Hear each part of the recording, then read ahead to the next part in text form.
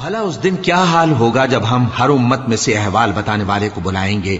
اور تم کو اے نبی صلی اللہ علیہ وآلہ وسلم ان لوگوں کا حال بتانے کو بطور گواہ طلب کریں گے۔ اس روز کافر اور پیغمبر کے نافرمان آرزو کریں گے کہ کاش ان کو دھسا کر زمین برابر کر دی جاتی، اور وہ اللہ سے کوئی بات چھپا نہیں سکیں گے۔ مومنو، جب تم نشے کی حالت میں ہو تو جب تک ان الفاظ کو جو منہ سے کہو سمجھنے نہ لگو نماز کے پاس نہ جاؤ، اور جنابت کی حالت میں بھی نماز کے پاس نہ جاؤ یہاں تک کہ غسل کر لو۔ ہاں،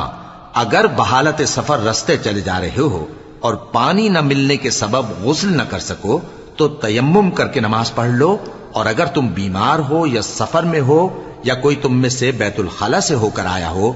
یا تم نے عورتوں سے مقاربت کی ہو اور تمہیں پانی نہ ملے